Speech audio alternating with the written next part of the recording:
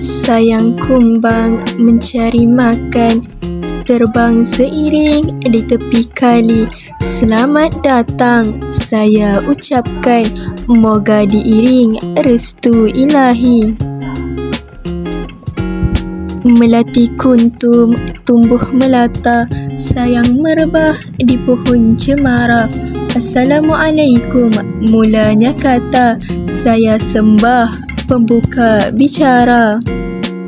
Bersyukur kita kehadrat ilahi, dengan limpah kurnianya dapat kita bersama-sama meluangkan waktu untuk mengikuti dan seterusnya menghayati program penghayatan akidah dan ibadah berpandukan sunnah Rasulullah SAW, mampu membina peribadi dan jati diri Muslim, yang dianjurkan oleh saya, Nur Aina Mardiah binti Muhammad Rizwan, pelajar PPI SMP Ambilan Jun 2023, kelas PAI A.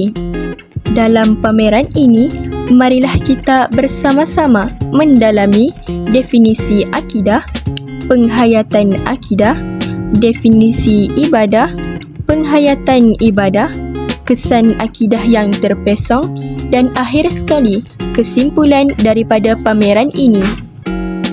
Sebelum kita pergi lebih mendalam, marilah kita bersama-sama mengenali definisi akidah. Akidah bermaksud ikatan dan simpulan yang kuat, pegangan yang kuat, utuh, meyakinkan, dan kepercayaan atau keimanan yang muktamad tanpa sedikit pun rasa syak dan ragu-ragu.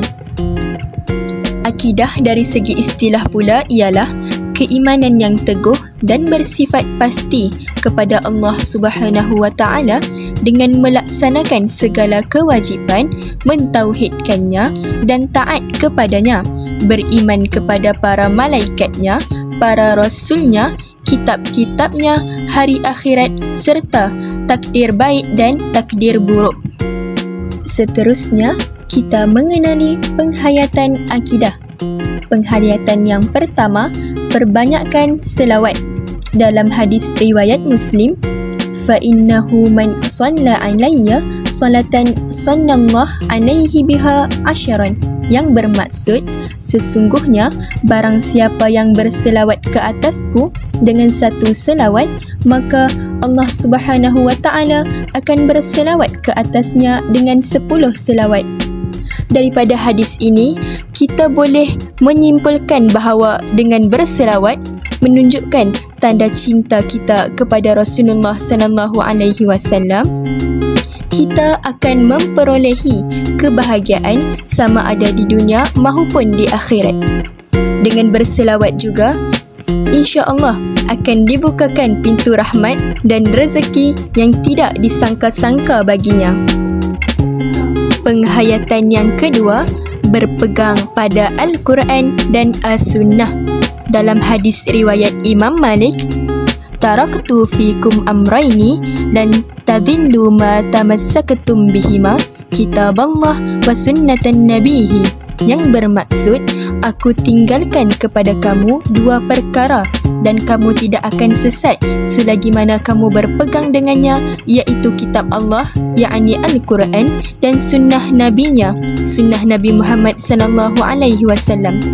Berdasarkan hadis ini, kita dapat mengetahui bahawa Al-Quran dan As-Sunnah adalah sumber rujukan untuk semua persoalan dan masalah.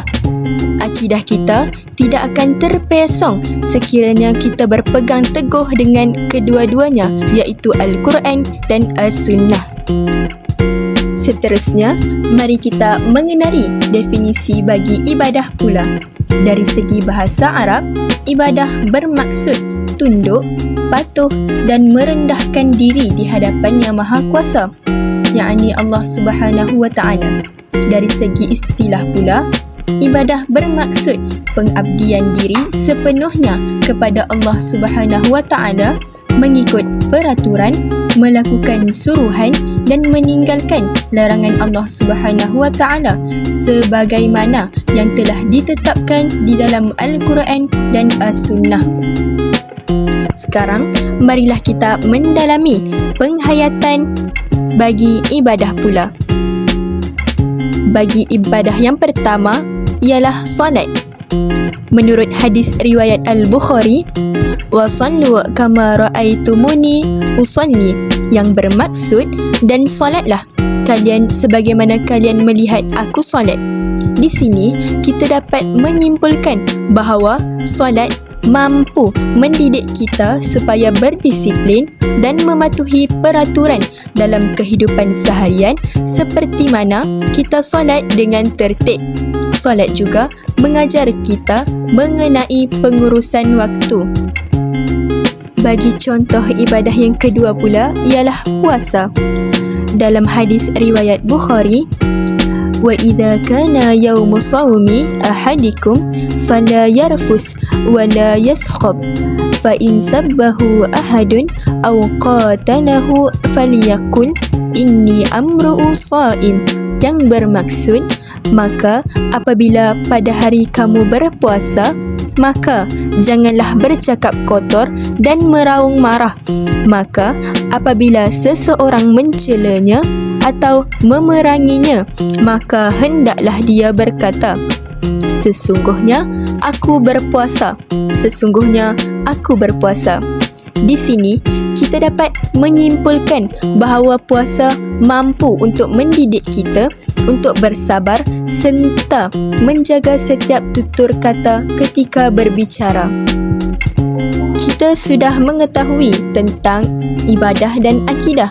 Sekarang, marilah kita bersama-sama mengetahui tentang kesan akidah yang terpesong.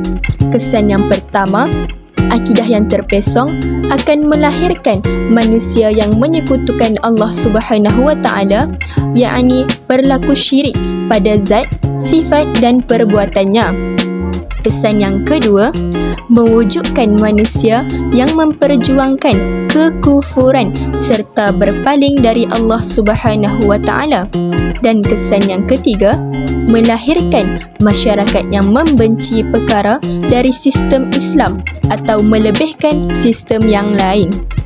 Okey, berdasarkan semua slide-slide yang telah diterangkan, kita dapat menyimpulkan bahawa kita mestilah mendalami ilmu agama dengan cara menuntut ilmu agar kita tidak terpesong daripada ajaran Islam yang sebenar.